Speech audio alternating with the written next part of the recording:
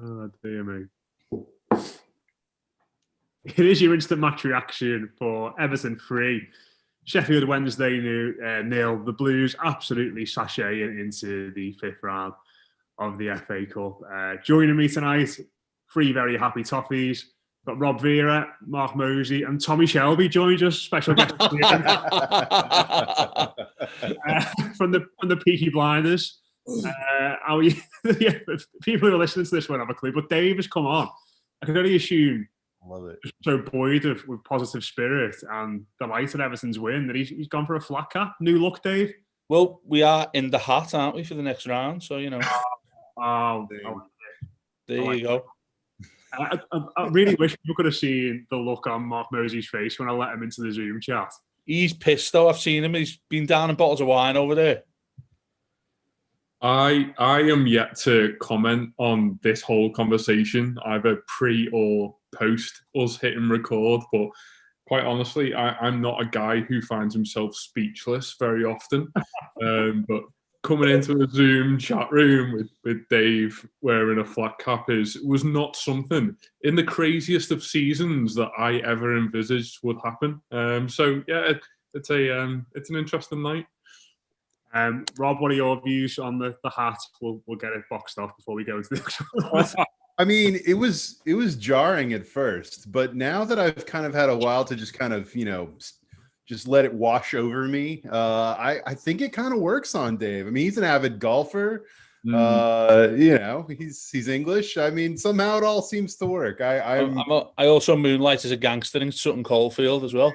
I was saying earlier, I've been rewatching Boardwalk Empire recently, and everyone's got a hat like this, and they all pull it off really well. So yeah, I think it works. I feel like that episode of Friends with Joey as the handbag. Where everyone says to him like, "It's a bit before your time," type of thing. So we'll see what the viewers and listeners think, and I'll make a decision after that. If you're watching this on YouTube, do let us know what you think about Everton's performance and, more importantly, the hat. Listen to the podcast. Do go and watch this on YouTube and let us know what you think about the hat on Twitter. Important at this time where Everton have got loads of games that we discuss these things. But Everton, routine as you like, really, absolutely boxing off Sunday in the best way possible. Spurs or Wickham away in the next round. I'll come to you first, Rob. I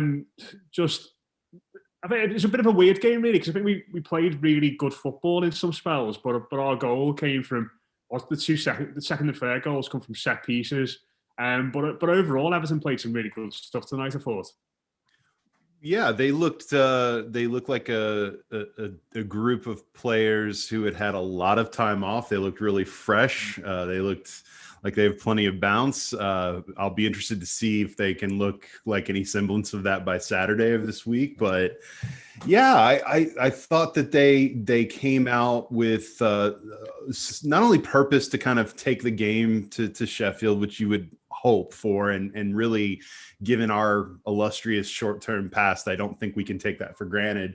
They really seem to go after him, but they seemed intent as well on playing really good football as part of it. James Rodriguez was, to me, the guy in the middle of all of that, just making it happen, doing the thing where he elevates everyone into believing that they can make these beautiful, short, quick passes and create these, long attacking movements. And if anything, I was a little disappointed that we weren't up by more at halftime.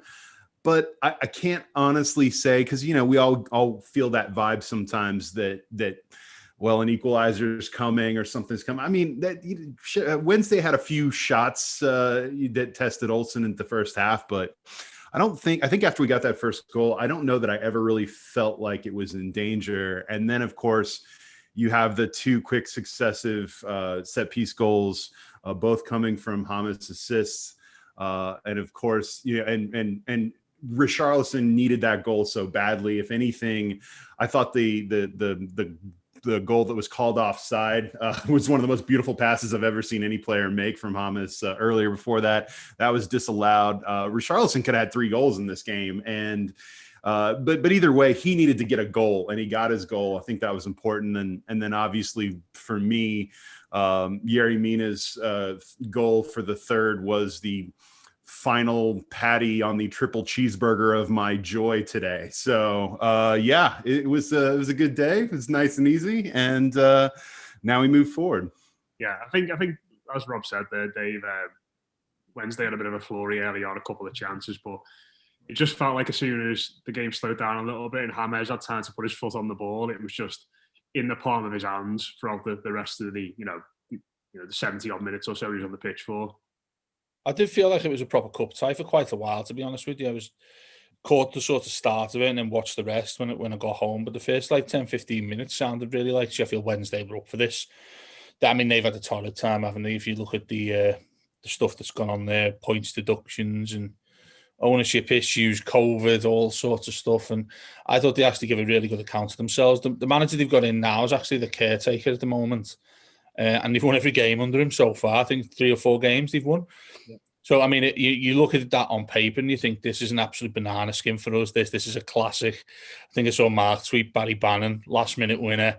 How's he still going, by the way? I felt like he was still going when I was 10 years old. Barry Bannon. Yeah, I mean, he's quite a technically gifted lad, to be honest with you. His diminutive size has probably held him back in terms of Premier League ambitions over his career, because he was quite a mainstay for Villa for quite some time, wasn't he? Mm. He made 250 odd appearances for Sheffield Wednesday now, so everything went through him, all of the good stuff. They had a couple of chances early on, and I thought this could be an interesting night, and the last thing we needed, I thought, even though we haven't played for some time, is extra time. Because I want to keep these lads as fresh as a daisy for this massive game that we've got coming up against Leicester. And to be fair, I mean, I wanted it to be as hassle-free as possible. I think we were given an absolute stinker of a kick-off time, 8 o'clock on a Sunday. I mean, look, we're hardly all sorts of revved at the opportunity of Everton playing again. Look, I was excited because we're back on the pitch after what feels like an eternity. You think of how many games of football have been played by everybody else between when we beat Wolves and now. I mean, we have to patiently wait our turn, but in doing so, we got some really important players back. And that's what I was looking for tonight more so. I thought if we approach this professionally, the victory should take care of itself. I don't think Sheffield Wednesday had any interest in progressing too far in the FA Cup, given the woes they've got in the Championship. But what I was looking for from us is exactly what we got, and that was intent, signs that players look refreshed and ready to go again for this second half of the season. And, you look at that league table, I think it's sort of been teasing us, hasn't it, a little bit, as sides above us and around us have been losing points. You look at the whole Liverpool situation, 2 points behind with 2 games in hand. And it's lovely being looking at the league table thinking, if we do this, if we do that. But the obvious thing to say about that is now we have to go and do that. Now we're back in action. And we've got these huge Premier League games against Leicester and Newcastle. And that's what I was looking for, is those signs, pointing towards those games, thinking that we've got a squad to choose from. Carlo's again got a selection headache. First time we fielded that front three since the 12th of December, I believe, in Calvert-Lewin, James and Richarlison. We all remember the sort of form we hit with them early season, the exact type of way we want to see Everton playing. But we saw elements of that tonight, although Sheffield Wednesday made it difficult for us. But yeah, more overwhelmingly, I think, get the job done nice and early, make the changes where you want to make them. Richarlison come off fuming, which I'm happy about, because he got a goal and quite clearly was hungry for more. Just fuming all the time at the moment. Yeah, he is. I mean, he's just that lad, isn't he? I don't think he'll ever be content or happy, which is a good thing, really, because I think if you take that away from him, you take away who he is as a person. So, all in all, a really content night. Not going to get too over the top with individual performances. Gomez looked really fit again. It seemed like he had that sort of bite back in his game. Really good assist for the first goal. Dom scored, and again, that's another big boost. A little bit of a bad spell. So all in all, I mean, probably the perfect night in terms of you wanting to progress to the next round. You want your players to show that they're refreshed after a little mini break. And we got all that. So pleased as anything that we're in the heart, and also pleased as anything that we look like we're ready to approach this game on Wednesday, which is colossal for us. It was so hard to take any of that seriously. Don't you dare. It was hard. Listen, it was hard to say it seriously, never mind take it seriously. I tried so hard. We've had some great half feedback in the comments. Express yourself, Dave. Don't listen to these haters, all right? Neil H said Ian Wright on the Zoom call here. At least I haven't got the sleeping bag on. Oh, God. Les has said Dave's cap gets the nod from the Secretary of Style. Laura. Les had pulled something out like this off. Yeah, Laura, he would. I'm just here for the cap. Bridget, yes, Dave's cap for the win. Jack Sharp said, loving the Columbia shirt. Neil H said Dave's cap is ace. There you go. Sorry, Mo. Do you want to make a serious point about Everton? No, I don't want him. I want him off the show. I'm pulling rank here for the first time in 8 years, Matt. Fucking get him off. She's going to nip upstairs and get me fez, and then you can ask me a question about that. Oh, God. Yeah, Everton. I think that the style of the game really suited us, actually. I think as much as we say, you know, Sheffield Wednesday came out well and they did try to take the game to Everton. I can't even look at him.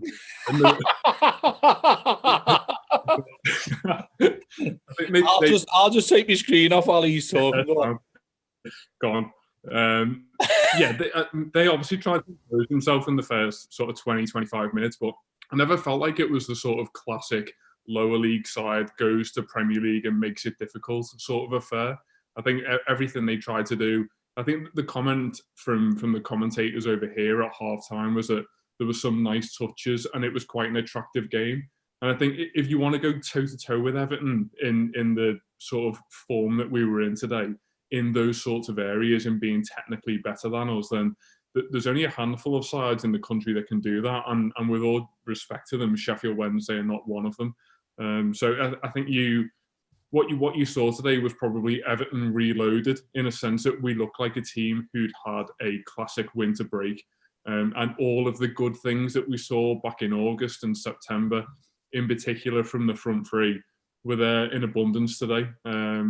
A couple of individuals, I think the one that really resonated with me today was Andre Gomez. I know we've already mentioned him today, but for a lad who even the most simplest of touches in the game have looked so difficult in the last few weeks, I think a lot of what we saw today were the kind of effortless characteristics that we saw in his first spell at the club were very much there. And I think that's kind of dictating the midfield, which looked totally beyond him in even the most recent games. It looks as though he's starting to be that sort of more general figure. And I appreciate that this is all without Alan and that role may be decimated when Alan comes back. But he looks like someone who's integral not only to the general gameplay, but also capable of being involved further up the pitch. And I think as someone like Alan has come in, there's been a real emphasis on Andre Gomez actually defining what he's going to be. And as much as he's never going to be that like classic number 10 and being the one who links midfield and that front three, I think it's really important for him to add a different dimension, something that Alan can't do. And if that is getting involved in goals like we saw him tonight, then I think that's going to be really important for him. But yeah, just a really professional and clean display from Everton. And I think it's what really reassures me is knowing that front three is still there. And what we saw in August wasn't just a flash in the pan. And I think that was the concern that was starting to grow over recent weeks, that the Everton of 7 games was never going to be realised ever again.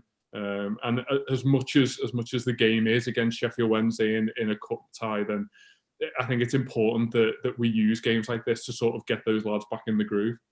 Yeah, and I think Rob as well, you know, the front three, obviously, as Dave said, it was the first time they were back on the pitch together for, I guess, since the Burnley game, actually, at the start of December, as Dave mentioned there. But I think it's nice that, you know, before the game, me and Les were speaking, we were saying, you know, it'd be nice if Dom got a goal, it'd be nice if Richarlison got a goal, because, you know, both been goals for different reasons. Obviously, James gets his 2 assists, and it's just nice that all 3 of them will come away from this game. You know, Richarlison maybe not, because I don't know what's up with him at the moment in that sense, but they'll all come away from each other feeling like they've contributed and they're sort of back in a bit of form again. Yeah, the thing with Richarlison is I just can't worry about it too much, just because to Dave's point, I think guys like Richarlison, and I've seen that in other athletes that I've loved in my lifetime, they sometimes have to have, some guys you describe as having a bit of edge, but others just literally have to find something to be angry about, almost, to be able to drive them forward. Richarlison was frustrated. He started the game off really well, then the offside goal, and then he kind of regressed a little bit. But then he got the goal, and you could tell he was leaving the pitch feeling like he'd left a lot out there in terms. Like I said, I think he could have had 3 goals tonight. And to your point, just seeing these 3 together again, seeing James Rodriguez and Calvert-Lewin and Richarlison all together and playing in a way that suggests that, to Mark's point, that this is something that can still really click and work, and is something that should work, is encouraging, because I think we've all worried. I haven't worried so much this season, but I think in the past we've all thought, well, I think we found something, and we end up finding something in one guy, or maybe 2 guys are playing well together. But if Everton have an opportunity, or if Everton can rather get all 3 of these guys clicking, getting Calvert-Lewin, back to his finishing form. And again, I was never really worried about a 5 or 6 game drought with him. But if you can keep James on the pitch, and as I've talked about a lot recently on Kickabout, if Richarlison can begin to finally start scoring, the fact that, again, I bring this up, and I know it seems like a tired point, but we've done all this season with Richarlison having a really disappointing goal return. Regardless of what you think about Richarlison as a player, and I think he's amazing, he's had a really disappointing goal return this season. If he can start to find that form again, and they can all click together, and all the caveats that we've all said in terms of players staying fit and firing and all those things, that's when the whole discussion about what Everton's ceiling truly is changes. And tonight, obviously, you're playing Sheffield Wednesday, so you can't make too much of it. But at the same time, what you saw out there and is what you hope to see on Wednesday and on Saturday and on these upcoming league games, so that you can really look at what you're seeing and say, this is for real. Though, again, I would remind everyone, we're in January, and look where we are in the table. It's real. We're a good side. It's all about execution and keeping guys in form, and obviously keeping them on the pitch. So it's my hope that James's December off really, brought him back refreshed or what have you. But God, it just every time he's out there, I don't care who he's playing, he makes everything go. And he just, I always come back to that same word, transcendent. He just is like nothing I've ever seen in an Everton shirt during all my years following the club. And so I'm excited to see more of it. Yeah, it was a masterclass from him tonight, I thought, just picking apart a team that's not as good as yours. And I think you were saying on one of the shows last week, Dave, you thought that, we haven't seen him at full tilt yet in terms of his fitness. It just feels a little bit like he's starting to come to the boil now, doesn't it? I think you can tell that by the game time he gets as well, Matt. I mean, he's still playing. When he plays, I mean, I envisaged him when he came to have an impact similar to what he's had. Yes, I think he's delivered in that regard, but also I didn't expect him to get the game time that he has done when he's played. So, for instance, I expect maybe he'd give us an hour here or there, or maybe even as an impact substitute coming off for the last half an hour. But when he's played, by and large, Carlo Ancelotti's decided that he's playing at least, 70, 80, sometimes 90 minutes tonight. What was it, 85 he got taken off on? So his first game day, when he was nowhere near fit at Spurs, he plays 90, doesn't he? He comes off in the 90th minute. Yeah, and I think clearly the instruction with him is not to exert himself too much. In fact, I say instruction, I actually don't think Carlo Ancelotti says much to him. I think it's just when he picks him in the side, it's sort of like he knows, he has that game intelligence to know where he should be on the pitch and where we need him to be. And more importantly, where he wants to be. Because invariably he knows how to affect football matches. He's a world-class footballer. He has been for the entirety of his career. He knows where to go and move and where to stand on a football pitch in order to get the best out of himself. I really like watching him because, yes, we know what we're going to get from him, but also I look at him and think he tries to enjoy himself when he's on the pitch. And I think that's when you get the best out of a player like that, is when you're able to tap into his talent. But he's not doing it so much for the team, although he is doing that. He's also doing it because he wants to do it for himself. He wants to prove how good he is. You see it all the time with him. I think when he gets the ball, sometimes, like you say, he slows everything down, but in a good way. So the opposition, we've seen it so often this season, haven't we, when he picks that ball up in a midfield area or the start of the attack in third, the opposition almost like stand still and like are looking at each other like, you go to him or you go to him. Do you know what I mean? Like, so who's going to be the sacrificial lamb here to go and get skinned? And yeah, again, I still don't think we've hit the ceiling with him yet. I don't think we've scratched the surface all that much with him. And I think in this final third of the season, second half of the season for us, isn't it? We're a few games behind everybody else. I say it again. I think if we were to get 15 games out of him between now and the end of the season, which would mean he misses 6, you get 15 games out of him, I think we'll be really close to a top 4 finish. And who knows, in the FA Cup, you get past Spurs, you're into the quarters then. This is the last 16 we've just gone into, isn't it? Or Wickham, Dave.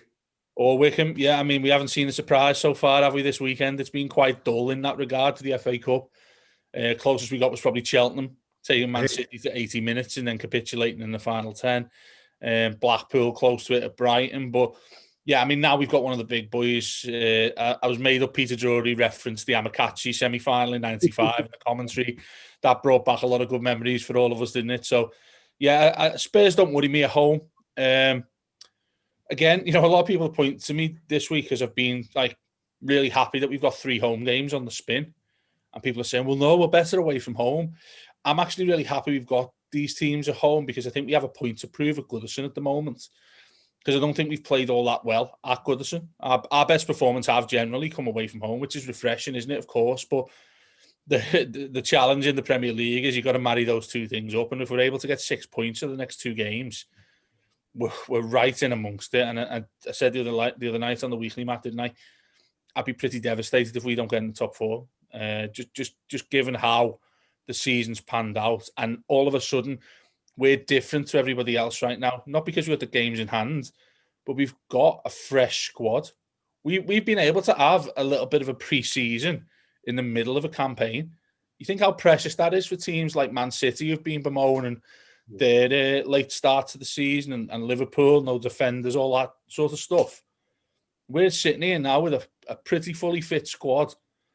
Delighted Luca Dean didn't play tonight because he'll come back in on Wednesday. I think Iwobi will be back. And you look at it and you think we can really attack these games now. We're not sitting there, hoping and praying, and we've got a makeshift striker up front. You've got Dom there who come off on the hour mark, fit as a fiddle. This doesn't happen to us often, do you know what I mean? And we've got to go and take advantage. Mark, go on, sorry, mate, you're going to make a point. No, I think the most impressive attribute that James has is the weight of his passing. I think most number 10s and most attacking midfield players have the vision to do the things that he does, but the ability that he's got to put the ball in such a defined area, I think that the one that really strikes with me, and I think we've seen him spray balls from the centre of the pitch out to either wing, and it looks fantastic when he does it. But I think when he comes just inside a little bit from that right-hand touchline and finds a through ball in between the centre half and the fullback, there was one in particular in the first half where he found Seamus Coleman down the right-hand side, and it makes the recipient's decisions so easy because the ball is in exactly the perfect place for someone like Coleman to go and put the ball in the box. It's almost at the point where when your fullback picks up on James's pass, they've actually got too much time and too much thought goes into the next move. He's making it a little bit too easy for everyone around him. And I'm sure that level of chemistry will come, but it's the challenge is not necessarily for James to prove his worth at this stage. It's for the rest of the team to prove that they are capable of using his genius to the full extent of what we know is there. It's bizarre to see someone like that play football for Everton, and I stand by the fact that he is probably the most technically gifted footballer that has ever played for this football team, and hopefully, as Dave said, there is so much more to come from him. I think conversely with Richarlison, I think the elephant in the room with him is something that you've pointed out a few times, Matt, in previous seasons, even in that he is a centre forward, and the more he gets involved in the build-up play, the less his impact is. And I find him, picking up balls from a centre midfielder out on the touchline and trying to play intricate 1-2s until a point where he's then centralised on the pitch. All that feels pretty laboured. I just want to see him pick the ball up on the edge of the box, and I think that was probably a massive element of his frustration towards the end of his game tonight, in that when he finally got that opportunity to have his impact centrally and to be that furthest player forward, he was hooked. And as much as Carlo Ancelotti will be happy with that decision, and there's no real urgency from him to try and figure something out with Richarlison, it does feel as though the more touches of the football he has, the less impressive he is. And that's totally against the lad's character, because he is someone who wants to be constantly involved.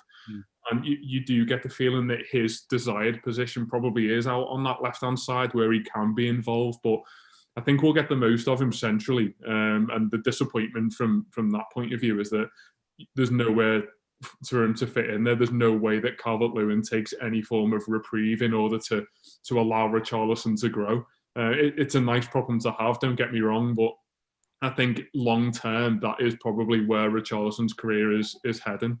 I think on a more general point, the takeaway from me from tonight, and in particular from the last cup game that we had as well, is that I really feel like that Rotherham game was a blessing in disguise.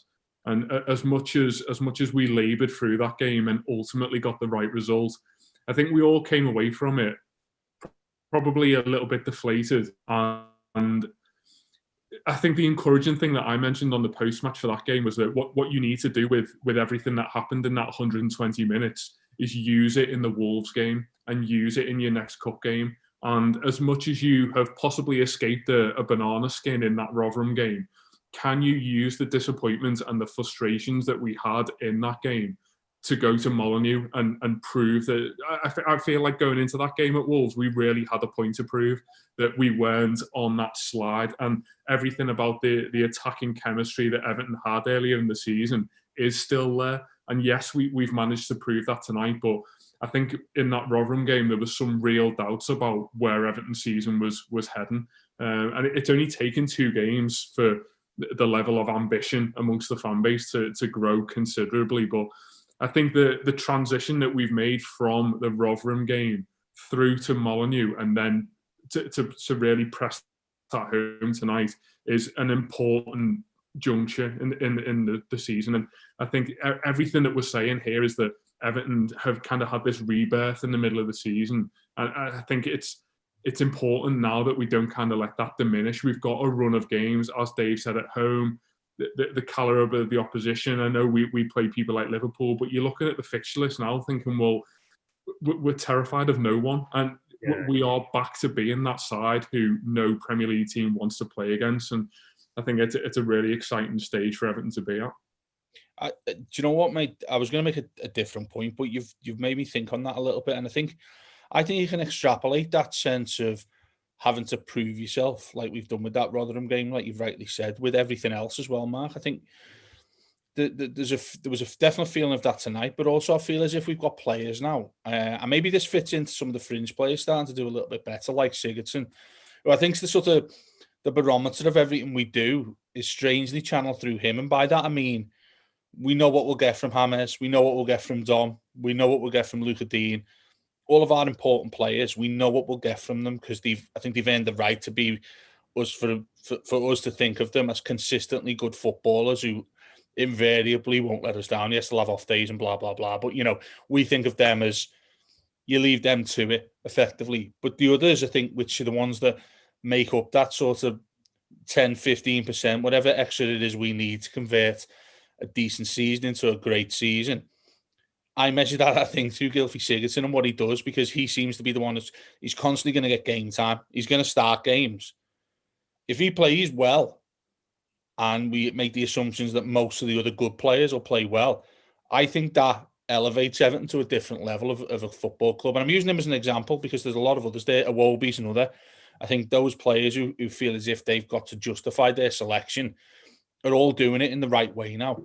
And to take your point further forward, I think, that home record does need addressing, because it's a mid-table / Europa League home record, and we've got a Champions League away record.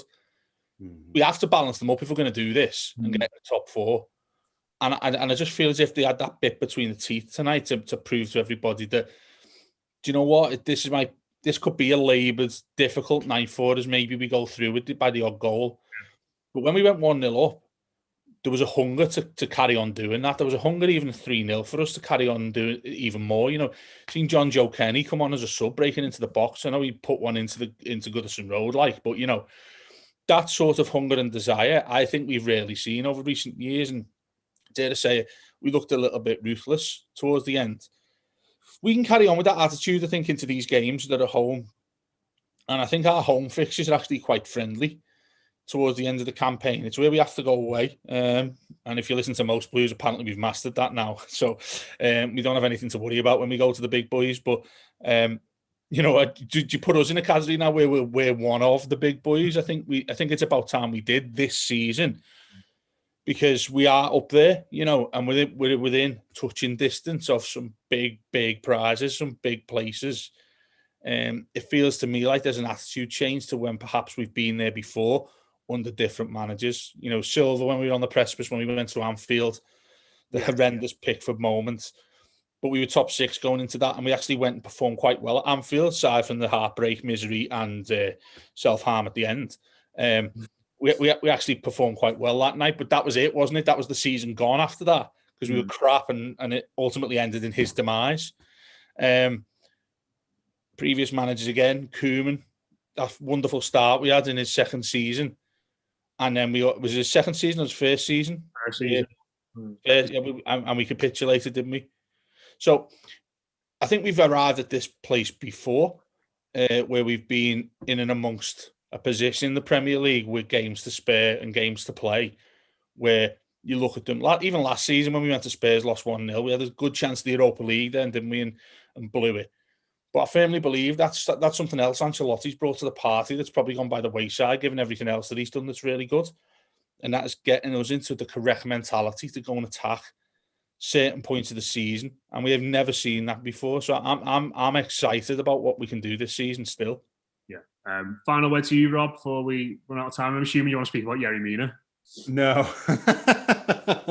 That's always a safe assumption, but no, Yerry's game spoke for itself again tonight. Fantastic.